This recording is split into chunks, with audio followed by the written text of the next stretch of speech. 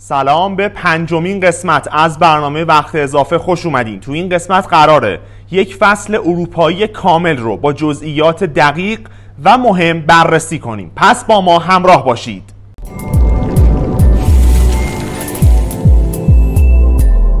خب قبل از اینکه بپردازیم به بررسی رقابت‌های اروپایی و لیگ‌های معتبر اروپایی، ازتون درخواست میکنم همین الان کانال ما رو سابسکرایب کنید، این ویدیو رو لایک کنید و در انتهای برنامه حتما ما رو از نقطه نظرات خودتون آگاه بکنید. همچنین پیج های اینستاگرامی ما رو هم دنبال بفرمایید. پیج اول و اصلی صدای فوتبال به نشانی وی فوتبال با 3 و همچنین پیج دوم صدای فوتبال که اختصاص پیدا میکنه به پوشش اخبار فوتبال ایران به نشانی وی فوتبال آندرلاین IR رو حتما دنبال بکنید و روزانه با اخباری که در بخش استوری منتشر میشه و پست های شبانه‌ای که اختصاص پیدا میکنه به پوشش 24 ساعته اخبار فوتبال ایران و جهان حتما دنبال بفرمایید.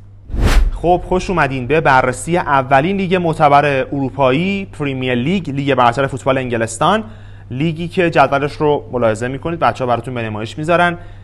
تیم اول تا پنجم لیورپول، آرسنال، سیتی، چلسی و نیوکاسل 5 تیمی هستن که سهمیه UCL رو برای فصل بعد رو دریافت میکنن. تیم ششم استون ویلا با 66 امتیاز و ناتینگهام فارست با 65 امتیاز به ترتیب لیگ اروپا و لیگ کنفرانس رو سهمیه‌اش رو برای فصل بعد دریافت میکنن. نکته جالب توجه در جدول پریمیر لیگ این هستش که سیتی برای اولین بار از سال 2017 یک فصل فوتبالی رو بدون جام به پایان رسوند که از نکات قابل توجه این جدول از سری رقابت‌های پریمیر لیگ بود.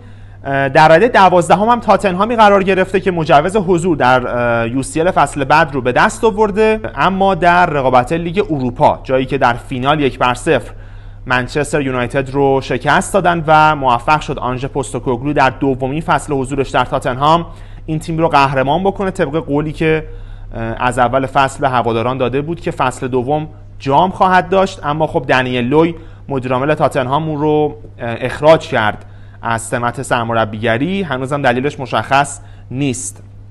دیگر جام داخلی فوتبال انگلستان رسید به تیم کریستال پالاس که اولین جام تاریخ باشگاهشون رو به دست آوردن. یک باشگاه 125 ساله اولین جام رو بالاخره به دست آوردن. جام اف ای کاپ مقابل سیتی در فینال و یک جام ارزشمند که مجوز حضور در رقابت لیگ اروپا رو در فصل آینده به اونها میده. دیگر جام داخلی که ارزش آنچنانی نداره یعنی از نظر سهمیه و اینها به نیوکاسل رسید، تیم آقای ادی هاو که موفق شدن تیم خودشون رو قهرمان بکنن در جام کاراباو کاپ که اونها هم بعد از 70 سال موفق شدن که جام ببرن. اینم از نکات قابل توجه امسال بود در رقابت لیگ برتر فوتبال انگلستان و مسابقات داخلی که در اون برگزار میشد. نکته قابل توجه دیگه اینه که فوتبال انگلستان در فصل آینده 6 سهمیه UCL خواهد داشت که این هم از نکات قابل توجه لیگ برتر انگلیس هست در مقایسه با دیگر لیگ‌های معتبر اروپایی. بپردازیم به جوایز فردی. بهترین مربی خب آرنه اسلوت شد، تیمش قهرمان شده. بهترین بازیکن محمد صلاح، آقای گل و آقای پاس گل هم محمد صلاح شد.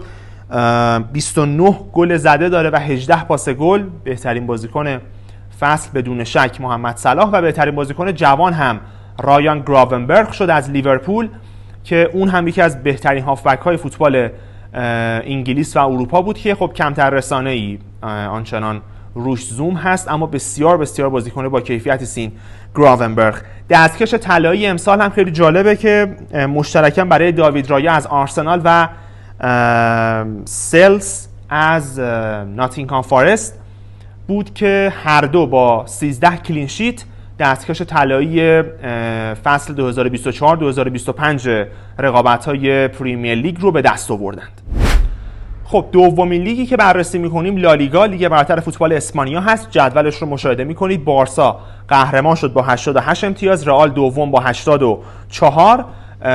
رده سوم و چهارم و پنجم به ترتیب اتلتیکو مادرید، اتلتیکو بیلبائو و به اصطلاح تیم ویارال شد. ششم و هفتم هم بتیس و سلتا ویگو شدن که بتیس و سلتا ویگو لیگ اروپا رو به دست آوردن سهمیه‌اش رو و در رده هشتم هم رایو وایکانو قرار گرفت که موفق شد سهمیه لیگ کنفرانس اروپای فصل بعد رو به دست بگیره. دو جام دیگه‌ای که در فوتبال اسپانیا برگزار شد سوپرکاپ که در عربستان بود و کوپا دل ری یا همون جام حذفی به بارسا رسید. هر دو رو هم در فینال با شکست رئال به دست آوردن که ارزشش رو دوچندان میکنه برای تیم هانسی دیتر فلیک در فصل اول حضورش در بارسا و موفق شدن که یک سگانه داخلی رو هم کسب بکنن. آقای گل رقابت‌های لالیگا یا همون عنوان پیچیچی رسید به کیلیان امباپه با 31 گل زده از معصومیت 3-4 هفته پایانی رابرت لواندوفسکی. به خوبی استفاده کردیم مهاجم فرانسوی و موفق شد که آقای گل فوتبال اسپانیا بشه. همچنین کفش طلای اروپا رو هم به دست آورد در رقابتی که با محمد صلاح و ویکتور گیوکرش مهاجم اسپورتینگ لیسبون داشت. بهترین پاسور لالیگا یامال بود با 13 پاس گل. بهترین مربی فیلیک شد. بهترین بازیکن فصل لالیگا هم رافینیا انتخاب شده. بهترین بازیکن زیر 23 سال هم یامال و دستکش طلایی هم رسید به یان اوبلاک که خب مسلماً بهترین سیو فصل رو هم همین دروازه‌بان کسب کرد.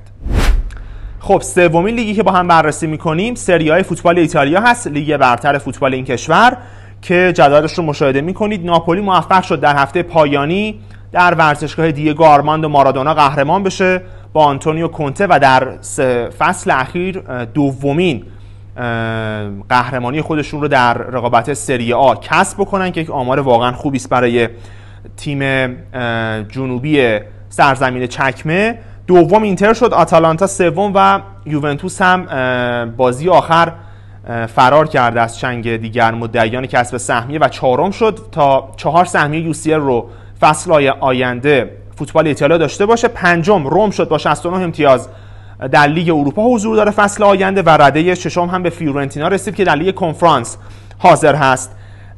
دو جام داخلی دیگه قهرمانی سوپرکاپ به میلان رسید. کنسیساو در بدو ورودش به میلان به عنوان مربی در رقابت‌های سوپرکاپ در عربستان شرکت کرد که موفق شد هم یوونتوس و هم اینتر رو شکست بده و یک جام مهم برای خودش و میلان کسب بکنه. جام حذفی هم به بولونیایی رسید که بعد از 51 سال قهرمان شد این تیم ایتالیایی با وینچنزو ایتالیانو، مربی موفق سالهای قبل فیورنتینا. آقای گل ماتئو رتگی از آتالانتا بود با 25 گل. آقای پاس گل لوکاکو از ناپولی با 10 پاس گل که نقش بسزایی در قهرمانی این تیم در هفته پایانی داشت. بهترین مربی آنتونیو کونته بدون شک و دستکش طلایی که بیشترین کلین شیت رو هم شامل میشه به الکس مرت از ناپولی رسید با 17 کلین شیت. این دروازه‌بان دستکش طلایی رو به دست آورد. بهترین مدافع فصل سری آ باستونی از اینتر لقب گرفت و بهترین بازیکن زیر 23 سال هم نیکو پاز از کومو که تیم سسک فابرگاس و بازیکنی که به صورت قرضی از رئال به کومو اومده و امکان داره که تا شروع فصل جدید لالیگا به تیم رئال مادرید برگرده. خب رسیدیم به آخرین لیگ معتبر اروپایی بوندسلیگای آلمان و رقابت‌هایی که جذاب دنبال شده امسال. جدولش رو مشاهده می‌کنید. بایرن با ونسان کمپانی قهرمان شد با 82 امتیاز، لورکوزن دوم، آینتراخت فرانکفورت سوم و بروسیا دورتموند چهارم شد با نیکو کوواچ و 4 تیم جواز حضور در رقابت لیگ قهرمانان فصل بعد رو به دست آوردن. پنجم تیم فرایبورگ و تیم جذاب آقای شوستر با 55 امتیاز که جواز حضور در رقابت لیگ اروپا فصل بعد رو به دست آورد. تیم ششم هم تیم ماینز که در لیگ کنفرانس اروپا فصل بعد حضور پیدا میکنه. جام‌های داخلی رو اگه بخوایم ما هم مرور بکنیم، جام حذفی فوتبال آلمان بین آرمین بلیفیلد و اشتوتگارت برگزار شد. اشتوتگارت بعد از 28 سال قهرمان جام حذفی فوتبال آلمان شد و جواز حضور در رقابت لیگ اروپا فصل بعد رو هم به دست آورد. این تیم آلمانی تیم جذابی بود، تیم اشتوتگارت امسال در رقابت‌های بوندسلیگا و جام حذفی که همون DFB آلمان. سوپرکاپ هم که همون اوایل فصل رسید به لورکوزنی که بایر مونیخ رو شکست داد. آقای گل شد هری کین. بهترین بازیکن هم خب مشخصا خود هری کین لقب گرفت. اولین جام فوتبالش رو بالاخره به دست آورد این مهاجم انگلیسی و بهترین بازیکن فصل هم که عرض کردم شد. بهترین پاسور یا آقای پاس گل فصل هم اولیسه لقب گرفت، هافبک فرانسوی بایرن مونیخ که 15 پاس گل داد، یکی از بهترین هافبک های فصل اروپا بود، اما خب کمتر بهش پرداخته شد چون در رقابت اروپایی آنچنان درخششی رو تیمش نداشت.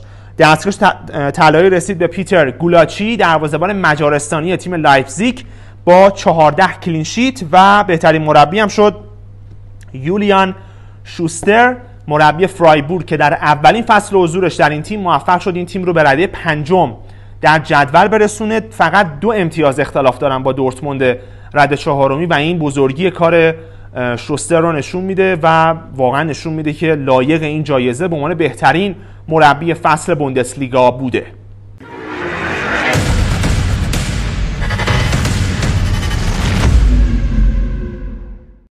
خب بپردازیم به رقابت‌های اروپایی. لیگ قهرمانان باشگاه‌های اروپا در فینالی جذاب در ورزشگاه آلیانز آرنا مونیخ برگزار شد و طبق پیش‌بینی‌ها و اون فکتایی هم که قسمت اول برنامه ما داده بودیم، هر تیمی که در فینال مونیخ بازی میکنه اولین جامش رو در UCL کسب میکنه و PSG هم از این قاعده مستثنا نبود. پرگل‌ترین و بزرگترین فینالی بود که یک تیم دیگه رو شکست میده. 5-0 اینتر رو در هم کوبید لوئیز انریکه و تیمش و فوق‌العاده ظاهر شدن.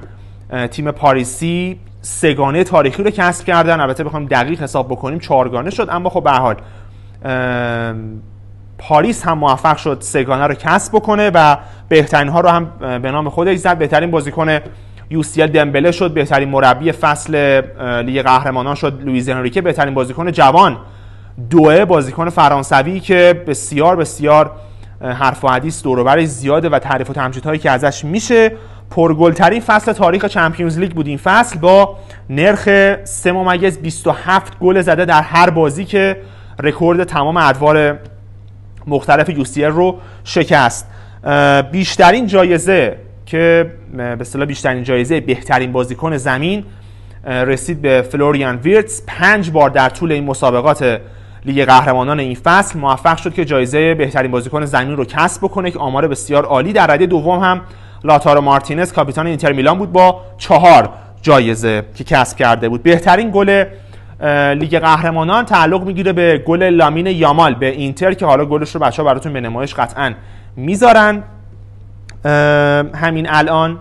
دوئه هم شد اولین بازیکن تاریخ UCL که در فینال این رقابت‌ها روی 3 گل تاثیر مستقیم داشت. دوئه بازیکن جوان PSG که واقعا آمار بسیار بسیار خوبی رو از خودش به جا گذاشت در رقابت‌های اروپایی این فصل به عنوان بازیکن PSG. این رو هم بگم که تاریخ سوپرکاپ اروپا بین PSG و تاتنهام قهرمان لیگ قهرمانان و قهرمان لیگ اروپا چهارشنبه 22 مرداد ورزشگاه فریولی در ایتالیا برگزار میشه بین PSG و تاتنهام. خیلی کوتاه بپردازیم به لیگ کنفرانس اروپا، جایی که چلسی موفق شد بتیس رو شکست بده در فینال با یک کامبک تاریخی و پرگل. موفق شد تیم مانوئل پیگرین رو شکست بده انزو مارسکا و چلسی حالا در هر 3 جام معتبر بین المللی اروپا صاحب مقام هست. هم UCL برده، هم لیگ اروپا برده و هم لیگ کنفرانس و اولین تیمی است که به این رکورد بسیار بسیار عالی دست پیدا میکنه تیم چلسی تحت هدایت انزو مارسکا.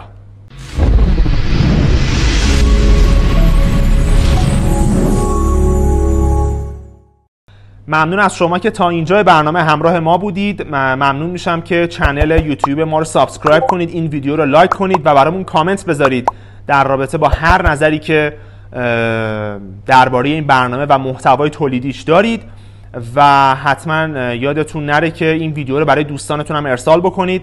پیج های ما رو در فضای مجازی فراموش نکنید. در اینستاگرام ما 2 پیج داریم، پیج اصلی صدای فوتبال به نشانی وی فوتبال و پیج دوم به نشانی وی فوتبال _IR که _IR بود البته که پیج خبری فوتبال ایران هست با پوشش 24 ساعته اخبار فوتبال ایران و جهان. در هر 2 پیج اینستاگرامی با ما همراه باشید. ممنون از اینکه با ما همراه بودید. تا برنامه بعد و وقت اضافه دیگر بدرود و خدا نگهدار.